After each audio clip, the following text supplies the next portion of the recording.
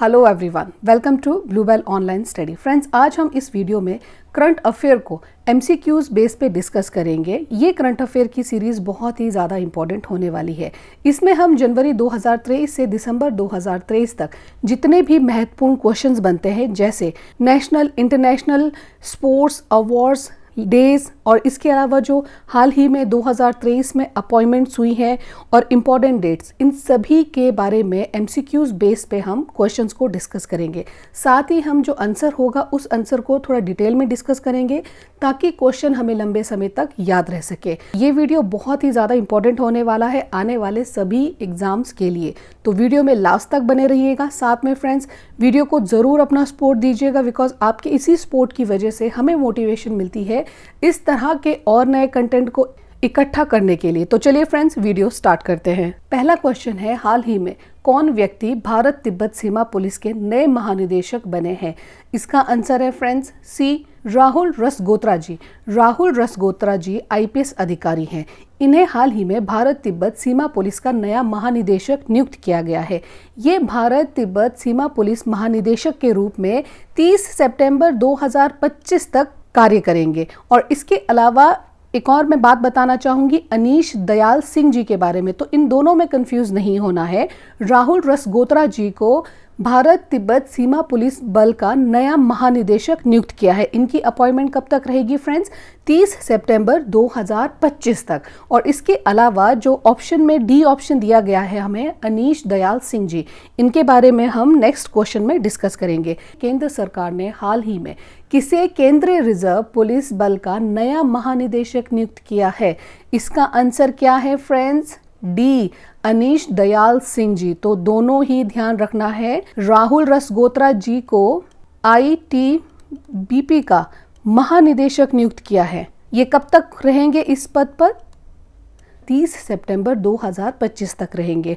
और इसके अलावा सीआरपीएफ का महानिदेशक नियुक्त किया गया है अनीश दयाल सिंह जी को। 1988 बैच के मणिपुर कैडर के आईपीएस अधिकारी अनीश दयाल सिंह जी को आगामी 1 वर्ष के लिए केंद्रीय रिजर्व पुलिस बल का महानिदेशक नियुक्त किया गया है। तो दोनों ही क्वेश्चन पे ध्यान रखना है। उसके बाद नेक्स्ट क्वेश्चन है, कोटक महिंद्रा बैंक ने किसे आगामी 2 वर्षों के लिए बैंक के नए अध्यक्ष के रूप में नियुक्त किया है? इसका आंसर है फ्रेंड्स ए, सी एस राजन जी को। सी एस राजन जी का पूरा नाम है चंद्रशेखर राजन जी। तो पूरा नाम भी ध्यान रखना है। सी एस राजन जी को हाल ही में कोटक महिंद्रा बैंक के नए अध्यक्ष के रूप में नियुक्त किया गया है आगामी 2 वर्षों के लिए। और इनका नाम, पूरा नाम है, सी एस राजन जी का पूरा नाम है चंद्रशेखर राजन जी। इसके अलावा सी एस राजन जी ने प्रकाश आप्टे का स्थान लिया है। तो ये दोनों ही पॉइंट बहुत इंपॉर्टेंट हो जाता है। सी एस राजन जी ने 38 साल तक एक सिविल सर्वेंट के रूप में सर्विस करने के बाद 2016 में राजस्थान सरकार के मुख्य सचिव के रूप में ये रिटायर हुए हैं। उसके बाद नेक्स्ट क्वेश्चन है, यूपी सरकार ने राज्य के किस शहर को भारत की पहली एआई सिटी के रूप में विकसित करने की घोषणा की है? इसका आंसर है फ्रेंड्स बी, लखनऊ। उत्तर प्रदेश के मुख्यमंत्री श्री योगी आदित्यनाथ जी ने लखनऊ शहर को भारत की पहली एआई सिटी के रूप में विकसित करने की घोषणा की है, जो लखनऊ को देश के उभरते आईटी हॉटस्पॉट के रूप में मजबूत करेगा। उसके बाद नेक्स्ट क्वेश्चन है, हाल ही में किसे श्रीलंका में भारत के नए राजदूत के रूप में नियुक्त किया गया है? इसका आंसर है फ्रेंड्स डी, संतोष झा जी को। 1993 बैच के भारतीय विदेश सेवा अधिकारी संतोष झा जी को श्रीलंका में भारत के नए राजदूत के रूप में नियुक्त किया गया है। इन्हें गोपाल बगले के स्थान पर नियुक्त किया गया है। यहाँ से हमारे 2 पॉइंट बहुत ही इंपॉर्टेंट है जिसे हमें याद रखना है। सबसे पहला पॉइंट ये है कि हाल ही में श्रीलंका में भारत के नए राजदूत के रूप में नियुक्त किया गया है संतोष झा जी को। और इसके अलावा दूसरा इंपॉर्टेंट पॉइंट ये है कि संतोष झा जी को गोपाल बगले के स्थान पर नियुक्त किया गया है। ठीक है। और संतोष झा जी के बारे में एक्स्ट्रा इन्फॉर्मेशन ये है कि ये 1993 बैच के भारतीय विदेश सेवा अधिकारी हैं, जिन्हें हाल ही में श्रीलंका में भारत के नए राजदूत के रूप में नियुक्त किया गया है। उसके बाद नेक्स्ट क्वेश्चन है, कौन अंतर्राष्ट्रीय टेबल टेनिस महासंघ की गवर्निंग बोर्ड में पहली भारतीय सदस्य बनी है? इसका आंसर है फ्रेंड्स सी, वीटा दानी जी। वीटा दानी जी अंतर्राष्ट्रीय टेबल टेनिस महासंघ में संचालन समिति की सदस्य के रूप में शामिल होने वाली पहली भारतीय बनी है।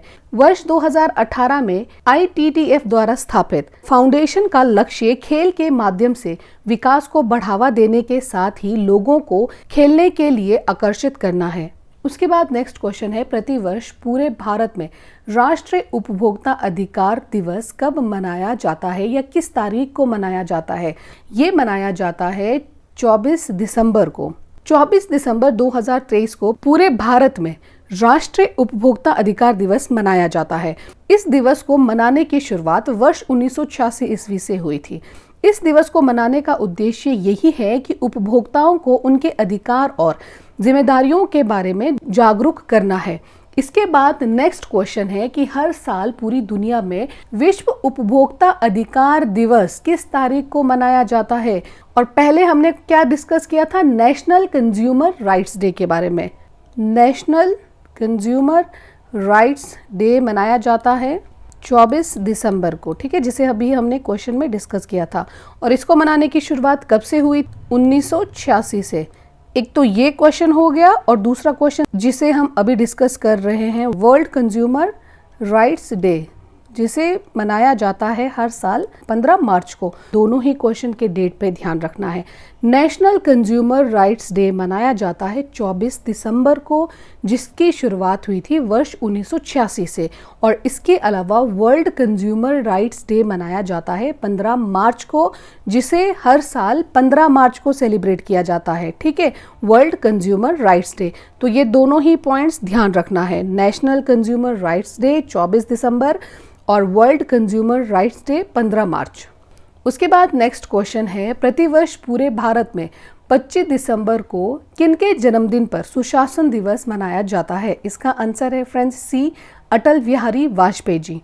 25 दिसंबर को पूरे भारत में सुशासन दिवस के रूप में मनाया जाता है। ये दिवस हर साल पूर्व प्रधानमंत्री अटल बिहारी वाजपेयी जी के जन्मदिन पर मनाया जाता है। वर्ष 2014 में जो भी देश के प्रधानमंत्री हैं श्री नरेंद्र मोदी जी ने स्वर्गीय अटल बिहारी वाजपेयी जी के सम्मान में इसे हर साल 25 दिसंबर को गुड गवर्नेंस डे के रूप में मनाने की घोषणा की थी। और इस दिवस को मनाने का उद्देश्य यही है कि भारत के छात्रों और नागरिकों को सरकार के कर्तव्यों और जिम्मेदारियों के बारे में बताया जा सके। उसके बाद नेक्स्ट क्वेश्चन है, किस खिलाड़ी ने नेशनल बैडमिंटन चैंपियनशिप 2023 और 24 में पुरुष एकल का खिताब जीता है? इसका आंसर है फ्रेंड्स चिराग सेन। गुवाहाटी में आयोजित राष्ट्रीय बैडमिंटन चैंपियनशिप में पुरुष एकल का खिताब चिराग सेन ने जीता है। चिराग सेन ने तेलंगाना के तरुण एम को फाइनल में हराकर पुरुष एकल का खिताब अपने नाम किया है। तो अपोजिट जो प्लेयर थे उनका नाम भी ध्यान रखना है। इन्होंने, चिराग सेन जी ने तरुण एम को फाइनल में हराकर पुरुष एकल का खिताब अपने नाम किया है। उसके बाद नेक्स्ट क्वेश्चन है, किस खिलाड़ी ने नेशनल बैडमिंटन चैंपियनशिप 2023-24 में महिला एकल का खिताब जीता है? इसका आंसर है फ्रेंड्स डी, अनमोल खरब जी। गुवाहाटी में आयोजित राष्ट्रीय बैडमिंटन चैंपियनशिप में महिला एकल का खिताब अनमोल खरब जी ने अपने नाम करा है।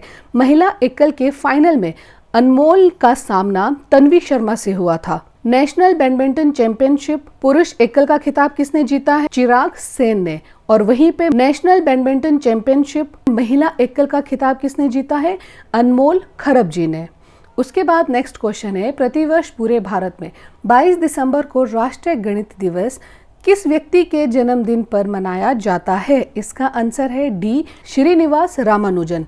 22 दिसंबर 2023 को पूरे भारत में राष्ट्रीय गणित दिवस के रूप में मनाया जाता है।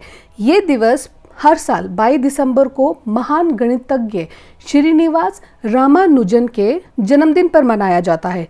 वर्ष 2012 में प्रधानमंत्री मनमोहन सिंह जी ने रामानुजन के सम्मान में उनके जन्मदिन पर 22 दिसंबर को राष्ट्रीय गणित दिवस के रूप में मनाए जाने की घोषणा की थी। उसके बाद नेक्स्ट क्वेश्चन है, नेशनल स्पोर्ट्स अवार्ड्स 2023 में कितने एथलीट्स को अर्जुन अवार्ड देने की घोषणा हुई है? इसका आंसर है फ्रेंड्स सी, 2026। युवा मामले और खेल मंत्रालय ने राष्ट्रीय खेल पुरस्कार 2023 की घोषणा की है और इस बार अलग अलग खेलों में शानदार प्रदर्शन करने वाले टोटल 26 खिलाड़ियों को अर्जुन पुरस्कार देने की घोषणा की है। इसके अलावा फ्रेंड्स, अगर आपको अवार्ड्स के बारे में जानना है तो इसकी मैं ऑलरेडी वीडियो बना चुकी हूँ। प्लेलिस्ट में आपको मिसलेनियस नाम का एक फोल्डर मिल जाएगा, उसमें अवार्ड्स से रिलेटेड जितने भी इम्पॉर्टेंट फैक्ट्स बनते हैं और अवार्ड्स को बहुत ही अच्छे से एक्सप्लेन करने की कोशिश की है। तो वहाँ से भी अवार्ड्स से रिलेटेड काफ़ी सारे क्वेश्चंस आपके क्लियर हो जाएंगे, तो वहाँ पे भी आप चेक कर सकते हो। उसके बाद नेक्स्ट क्वेश्चन है, साहित्य अकादमी पुरस्कार 2023 में किस उपन्यासकार को अंग्रेजी भाषा का पुरस्कार मिला है? इसका आंसर है ए, नीलम शरण गौर जी को। और भी उपन्यासकार हैं जिन्हें साहित्य अकादमी पुरस्कार 2023 से सम्मानित किया है, उनके बारे में भी हम डिस्कस कर लेते हैं। हाल ही में साहित्य अकादमी ने प्रतिष्ठित साहित्य अकादमी पुरस्कार की घोषणा की है, जिसमें हिंदी के लिए संजीव जी को मुझे पहचानो उपन्यास के लिए साहित्य अकादमी पुरस्कार से सम्मानित किया है, और इसके अलावा अंग्रेजी के लिए जिन्हें हमने अभी डिस्कस करा है नीलम शरण गौर जी को, और इसके अलावा पंजाबी के लिए स्वरणजीत सवी जी को मंदी चिप कविता संग्रह के लिए, और उर्दू के लिए सादिका नवाब सहर जी को राजदेव की उमराई उपन्यास के लिए पुरस्कृत किए गए हैं। इसके अलावा इस वर्ष ये पुरस्कार सभी 24 भारतीय भाषाओं के लिए घोषित किए गए हैं, जिनमें 9 कविता संग्रह, 6 उपन्यास, 5 कहानी संग्रह और 3 निबंध तथा 1 आलोचना की पुस्तक शामिल है। तो ये सभी डिटेल्स थी। उसके बाद नेक्स्ट क्वेश्चन है, किस क्रिकेट टीम ने पुरुष अंडर 19 एशिया कप 2023 का खिताब जीता है? इसका आंसर है फ्रेंड्स डी, बांग्लादेश। पुरुष अंडर 19 एशिया कप 2023 के फाइनल मुकाबले में बांग्लादेश की टीम ने यूएई के टीम को हराकर पहली बार ये खिताब अपने नाम किया है। दुबई में खेले गए इस फाइनल मुकाबले में यूएई को 195 रनों से हराकर बांग्लादेश ने ये खिताब अपने नाम किया है। उसके बाद नेक्स्ट क्वेश्चन है, हाल ही में कौन 24.75 करोड़ रुपए में खरीदे जाने वाले आईपीएल इतिहास के अब तक के सबसे महंगे खिलाड़ी बने हैं? इसका आंसर है फ्रेंड्स मिचेल स्टार्क, जो कि ऑस्ट्रेलिया के प्लेयर है।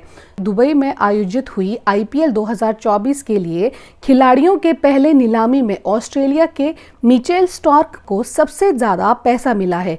मिचेल स्टार्क को शाहरुख खान की मालिकाना हक वाली कोलकाता नाइट राइडर्स की टीम ने 24.75 करोड़ रुपए में खरीदा है। उसके बाद नेक्स्ट क्वेश्चन है, हाल ही में प्रसिद्ध व्यक्तित्व अनूप घोषाल जी का 77 वर्ष की उम्र में निधन हो गया है, तो हमें बताना है कि वे कौन थे। इसका आंसर है फ्रेंड्स गायक। हाल ही में अनूप घोषाल जी का निधन हुआ है। वे एक प्रसिद्ध गायक थे।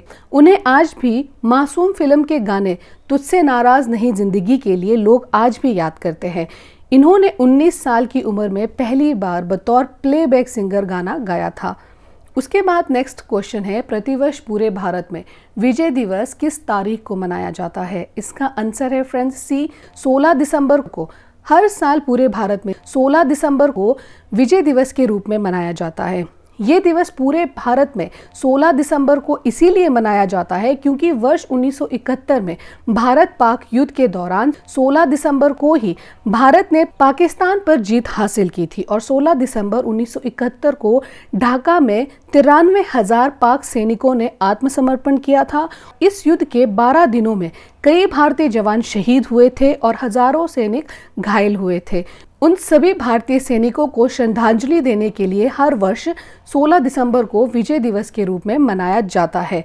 उसके बाद नेक्स्ट क्वेश्चन है, मिस इंडिया यूएसए 2023 का खिताब किस सुंदरी ने जीता है? इसका आंसर है फ्रेंड्स बी, रिजुल मैनी ने। 24 वर्षीय भारतीय मूल की रिजुल मैनी जी ने वर्ष 2023 का मिस इंडिया यूएसए का खिताब अपने नाम करा है। रिजुल मैनी भारतीय मूल की अमेरिकी मेडिकल छात्र है। फ्रेंड्स, आई होप कि आपको मेरा ये एफर्ट पसंद आ रहा होगा। बहुत एफर्ट लगता है इस तरह के क्वेश्चंस को एक जगह पे इकट्ठा करने के लिए। को ये वीडियो पसंद आता है तो लाइक, शेयर और कमेंट जरूर कीजिएगा। उसके बाद नेक्स्ट क्वेश्चन है, डोनाल्ड टस्क किस यूरोपीय देश के नए प्रधानमंत्री बने हैं? इसका आंसर है फ्रेंड्स सी, पोलैंड। यूरोपीय परिषद के पूर्व अध्यक्ष डोनाल्ड टस्क को संसदीय मतदान में पोलैंड के नए प्रधानमंत्री के रूप में चुना गया है। इससे पहले डोनाल्ड टस्क वर्ष 2007 से 2014 तक देश के प्रधानमंत्री भी रह चुके हैं। आई होप ये सभी क्वेश्चंस आपको इन्फॉर्मेटिव लगे होंगे। वीडियो को लाइक, चैनल को सब्सक्राइब और साथ ही बेल आइकन को प्रेस करना ना भूलिए। Thank you so much. जय हिंद, जय भारत।